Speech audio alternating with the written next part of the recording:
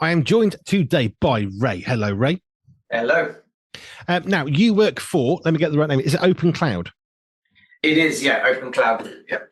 Cool. We'll come on to that. I was racking my brains thinking, I've forgotten the name. I can't remember the name. Oh, it's a terrible start. I forget people's names, but organizational names and businesses, it's just, nope, it's gone. Always been the same way. I just don't retain stuff. I don't know why. It just doesn't go in.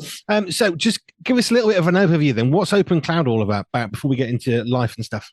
So Open Cloud is a Christian media and tech company. So my buddy Dan, he is the MD of Open Cloud Group, and when you guys chat with him, he's had a real faith journey with that, and God's been really good to him. But we run this Christian media and tech company, and we really want to serve the body of Christ with good media and good tech. And I head up all the media side and all the creative stuff that we do, and Dan deals with all the tech and all the IT support and all that kind of stuff. So we work for both, churches, but also businesses and companies as well. So just give us an idea. What's the sort of thing you might be doing in your particular role within that then?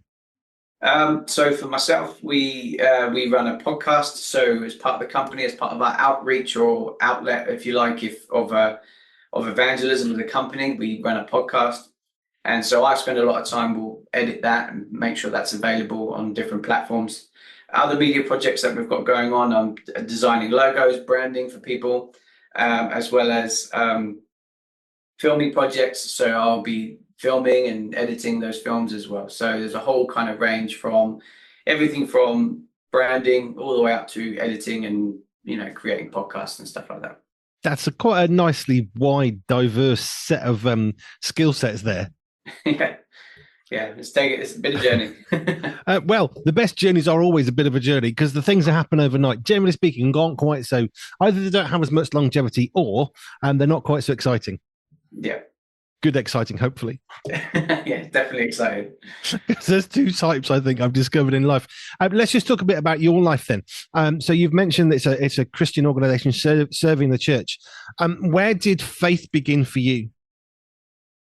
Faith began really as a child. Like we grew up around church and around religion and stuff. So there was always kind of a knowing that God was real and God was there.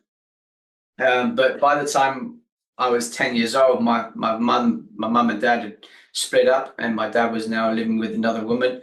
So that whole relationship broke down as a family. So I was the oldest of four kids.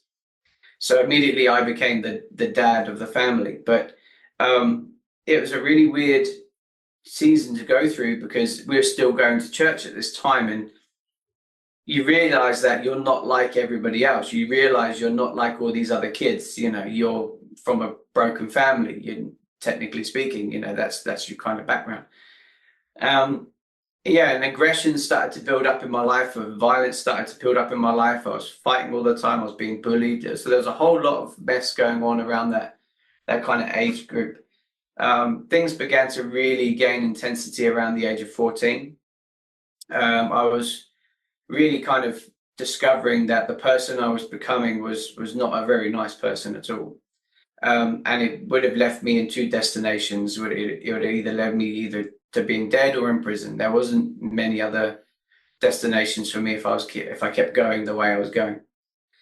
And then my grandfather, who I loved, passed away of cancer, and he loved God, and he was like another dad to me. He was awesome. I loved him to bits.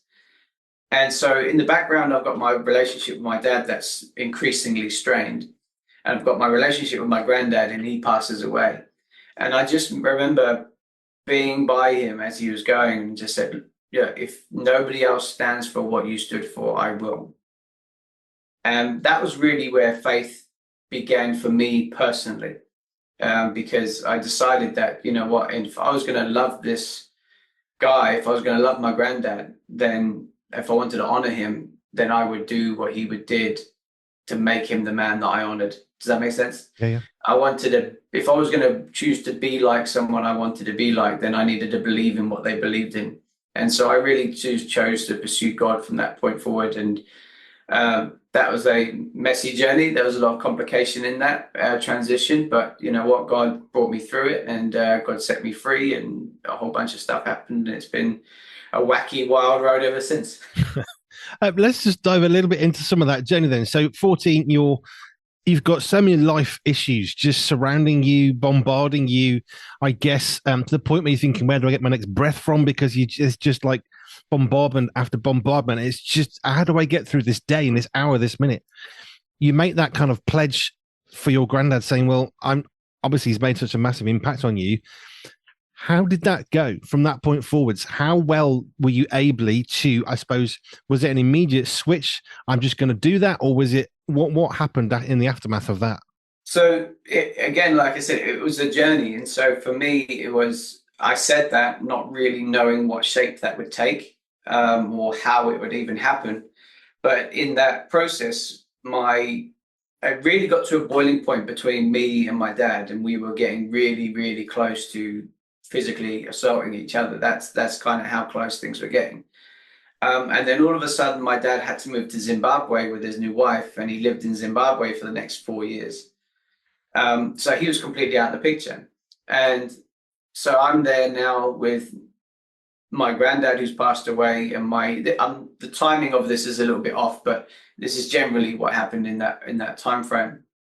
And I was conscious that I needed to start coming back to God, but I didn't know how. So basically, as we're planning my granddad's funeral, this girl that goes to my granddad's church invited me to church. And I had a girlfriend at the time, so I was like, "Oh, okay, this is interesting." And she showed an interest in it, so it was messy. So I just said, "All right." So anyway, I started pursuing God because there's this pretty girl that invited me to church, and that's generally the teenage mindset, I think, possibly. But anyway, that was me at 15 years old going to church because some girl invited me. But in that process, God completely radically changed my life, and He, healed me of asthma. He delivered me from some stuff that I've been messing around with. And there was a whole lot that happened over a short space of time. It was very intense, but that kind of matches up with my personality. I think I can be quite an intense individual. So that whole process and journey was quite intense for the first few months. And then I realized I had to make some life changes. So I'd broken up with my girlfriend who I was with. That wasn't a healthy relationship. And then we left school. That was the end of school then. And I was getting ready to go into college. And then, I just did teenage stuff in college. But I had been convinced that God was the journey, God's journey, God's life. That was the place I was going to be. And that was the journey I was going to be on. And at the age of 16, something happened and I ended up switching churches and moving into a new church, which is the church I'm in now. So I was about 15, 16 at this time. And a guy came over from Africa, a missionary called Phil Smithhurst, who runs an organization called Overland Missions. And he was preaching in the church. And I knew from that moment forward at the age of 16 that God wanted me to go to the ends of the earth and preach the gospel. And that he would take me to places that no one wanted to go and no one could go. And and that's been part of my journey ever since, really. There's quite a lot in there as well. I love the fact that your granddad made such a physical and spiritual impact on your life that you thought, I want to be like him, to the point of whatever he believes in, whoever he is, that's what I want to fight for. And it sounds like God then had a bit of a wrestle with you, which I think is quite normal. And then he got you on a very different track from where you were from. Yeah, I mean, I can understand some of that violence, that angst of broken homes, and it does breed stuff inside you. If you haven't been through a broken home, and I'm a child of a divorced family as well, it breeds stuff in you of insecurity and anger and frustration and hurt. And I had loads of guilt.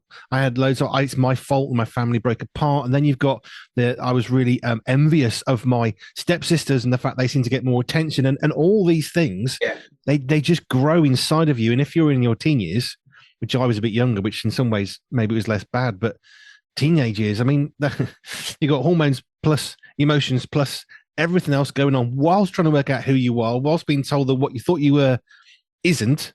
And it's all that mash. It's no wonder that you were getting Strong emotions that were not exactly positive. Yeah, yeah, it was an interesting time. Yeah, bit of a long way of saying that from my part. Anyway, that's what I do. So let's just go on then. So you go through college. What happens after college? Was it university? Was it employment? Where did that go from there? No, I went my family are a military family. So my dad was in the army, his dad was in the army. My granddad was in the navy, his dad was in the navy. You know, we come from like my uncle was a marine, so that we're a very militarized family in a way. And so that was just my thinking. I was going to be in the military. I wanted to be a marine. I wanted to, you know, go and travel the world and do all that stuff. But it was when God was like, no, no, you're not going to do that. You're going to do what I want you to do. And so that was, I was doing college, and all of a sudden I realized that what I was studying at college was not what I was going to be doing for the rest of my life. And so I just basically stuck it out for 2 years while I was doing this course and being bored to tears in the process. Um, but in that time where I was discovering God and discovering God's purpose for me, like I was evangelizing to my class. I was talking to people about Jesus and stuff like that, and inviting them to church and all that kind of stuff. So God was still using that moment, even though I didn't want to be there. And then it got to 18 years old. I went to Israel for the first time. So I spent a week in the Negev desert, and then I spent a week in Jerusalem, and really discovered the reality of scripture. And that was really fascinating, a real kind of impacting moment for me. And then I did an internship with the church for a year when I came back. And then after that, I was in the Philippines for 2 weeks. And then came back, and then I was in Africa for 3 months, and then I came back. It was when I came back, then I met who would be my wife. And yeah, we got to know each other, and then things quickly moved forward to Fort Wine. A couple of years, 22 years old, we're getting married. I love how your desire for Marines, which I always think of as adventure and travel and all that sort of stuff. I love how you actually got to do some of that anyway, Yeah. just on a very different track, Yes. For a different force, shall we say? Yeah. How much more travel have you found yourself able to do over your life? So, like I said, so the first one was Israel, then it was the Philippines, then it was Africa, Zambia. We moved around quite a bit in Zambia, so we went to Botswana as well, and then back to the Philippines. So I've been to the Philippines pretty much every year since 2006. I think minus a few years, I've been going there for about pretty much every year. My wife then started traveling. We knew that if we were going to be compatible, she needed to be in love with missions as well. She needed to be able to travel and do all that stuff. Otherwise, it just wasn't going to be fair. You know, we would pursue this relationship. I'd be disappearing all the time, and she'd be stuck at home because she didn't want to go. So we needed to make sure our hearts were synced for this stuff. And she went to Africa for the first time, and she fell in love with it. And then she kept going, and she kept falling in love with it. And then we kept going to the Philippines and fell in love with it. And we've lived in Singapore. We've stayed in Singapore as well. My wife is half Chinese, so she's half Singaporean. And we've stayed out there for a few months as well. And so, yeah, we've done quite a bit of traveling. Not too much in the West, but more so in the East. This is something I get to see. I have a very privileged position of interviewing people, getting little snapshots of their life and thinking, I love how God is bringing this. But you have this desire of travel, clearly, because you think that Marines, that's what they do. You know, they don't just sit on a beach somewhere. They're doing stuff around the world. But then God took that desire, but just took it in a different direction. So you still got to do some of the things that your heart was pursuing, but just for a different paymaster, I guess, is one way of putting it. What just think about missionary work. What did you enjoy about it? Because for some people, I'm going to jump there, which is probably where my brain would go. I mean, I've been a trucker. I've traveled some toilets in services stations. They are not very pleasant, but that was okay. But I had my own bed every night. How did you find missions work? Because for some people, the idea of going to Africa would be great. And many others, I suspect, it would be their worst nightmare of they got flies and it's hot and it's dusty and I won't know the food and then the language is different. I don't want to go. So how did you, what is it you fell in love with about the travel? So I think when I first went to the Philippines, I was just blown away by how different this world was and how I could be on the same planet but in a completely different world, and just seeing how vastly different these things were. From England to the Philippines, how dramatically different they were. And we traveled around the provinces. We traveled to different areas. We traveled to the dump sites, and so we were just seeing just dramatically different situations to what I would know as reality. Hmm. But this was their reality. This was for them. They're real for them. And so my heart was just really broken by what I saw and the people that I met. And because of my love for them and my compassion for them, it overrid anything else. It overrid any discomfort, overrid anything, um, any preference. It overrid everything. So we stayed in a few places, and I just got eaten by mosquitoes. That was just the thing. I was like a human pincushion. For some reason, they would ignore everybody else in our group and go for me. So, and that didn't stop on the first time. That was like every year. I remember being in Africa and I got bitten on my chest by a spider. So I woke up in the morning and I had 2 holes in my chest. So I said to my buddy, who's a hunter from Zimbabwe, and I said, "Hey, bro," I said, "check this out. What's this?" And he said, "That's a spider bite, bro." And I was like, "Oh, okay. Thank you, Lord." And now when you're living in the bush, like most things in the bush are poisonous. Like they're going to hurt you, right? So we've got baboons every morning. We've got snakes in our showers. We've got spiders everywhere. And I got bitten on my chest by one. So right over my heart as well. And so I just see God's hand on my life continuously.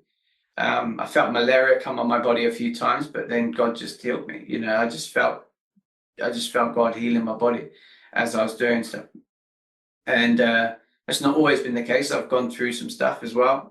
In the Philippines, I've been bitten by cockroaches. They have been both of my feet swelled up, and it was just horrific. It was the most painful thing I've ever experienced. I think I've been bitten by bed bugs, fleas, everything. So it's just like I've gone through the mill with travel. I really have, but it's been fun. But the passion of the people is what drives you on. Yeah, because the thing is, none of that compares to seeing God move. Hmm.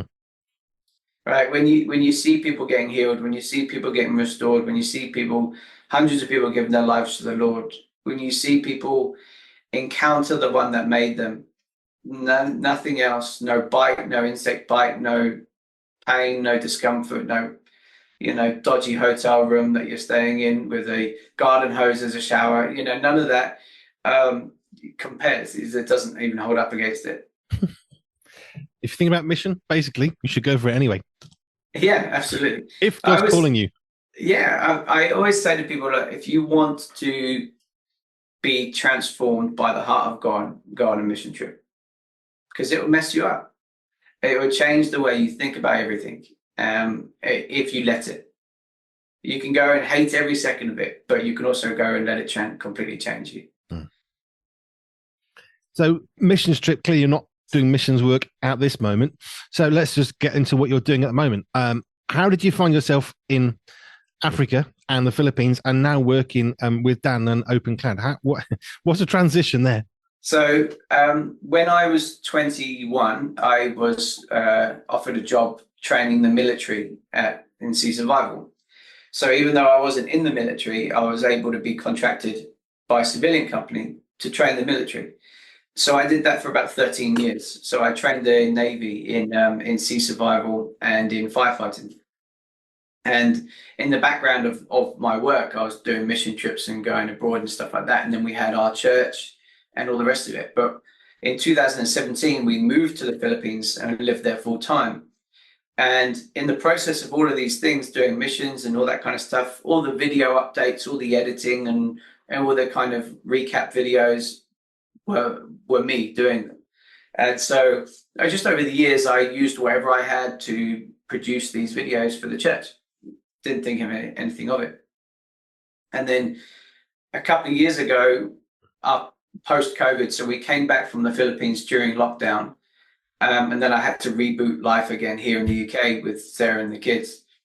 And so I started working at the fire school again, And a couple of years down the line, my buddy calls me and says, "Hey, do you want to be a media manager? Do you want to head up media for me?" So I said, "All right, okay." So yeah, so this long story short, that's kind of just the background of just editing videos and sort of trying to learn how to do these things with whatever capacity I had. He said, "Well, I can see that you've got an eye for it. Well, how about you work for me full time and you learn how to do this thing properly?" So I was like, "Yeah, let's do it." And that's how it began. And that was Dan. That's Open Cloud. Yeah, Cool. I love looking at people's lives, and I've said I get the privileged position of seeing the snapshots, but then able to pull it together. And you had a desire for travel, you had a desire for military, desire for serving people, and you've seen that answered in terms of going abroad and missions and the Philippines and Africa and Israel as well. I mean, they're all foreign cultures, but then also you see some of your heart and passion with the media that God's developed and drawn through that you're now using in kind of the same way, just from a different perspective. yeah. What is it that you enjoy about doing media? Because for some people, they just want to turn the computer on and scroll. Other people, like you, Yeah. and I guess us as well, we like making stuff with digital things. So, how have you found the difference of doing it for what you're doing it and doing it for others? That makes sense. I love being creative. I'm a creative person. That's my wiring. That's how I think.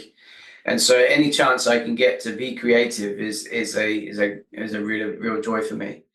And so, if for example, we've just had a job come through where we've got to make 5 or 6 little short videos, and this is little mini movies kind of thing, and that's great. So now my head's in the zone, trying to think of how we can film this, how we can edit it, how we can produce it. And so now as well, so with the advancement of AI and stuff, it's really, really useful because you think, okay, now I'm not confined to my situation. Now my only limit is my imagination and how I communicate that to an AI engine. So for example, that's now kind of the world that we're in, right? So it's really, for me, it's a passion because I love being creative. I love having that outlet. And media is just a way that I can do that. And yeah, it's good. Let's just come back to the sea thing because I can't just let that on go. So you were teaching the military, the Navy, how to survive in the sea. Yes. What does see? I have no clue what that means. Other than is that like if it's cold or something, we get stung by a jellyfish? What? I've got to go there. What is sea survival? What do you actually teach people to do? So before any naval personnel can join a military ship, military vessel, they need to learn how to rescue the ship, how to save the ship, how to abandon ship, and all those things. All basically, it's that basic training. And so our department looked after the worst case scenario. So let's say you can't save your ship anymore, you need to abandon ship. We would teach them how to do that. We would teach them how to abandon ship, how to use their life rafts, how to survive in the life raft, how to use their rations and that kind of thing, how to deal with cold water, how to, swim in the water, how to use the equipment, all that kind of stuff. Okay, I had to ask because I'm just thinking, what does that mean? Are we talking like in an offensive or a defensive way when my brain was spinning? But it's just literally it's how to survive actually in the sea. Yeah. Cool. Fair enough. So you like the sea then, I'm guessing. You like water. I do like water. I love swimming. Yeah, and I got to do that for my job, which was fun in the summer. Not so much in the winter. No, colder. Yeah, 0 degrees of water. When you're getting hit by hailstones, that's not the most enjoyable experience. But yeah, it's good fun. But again, it's similar to what you're doing. That was teaching people to save their own life and I guess lives around them.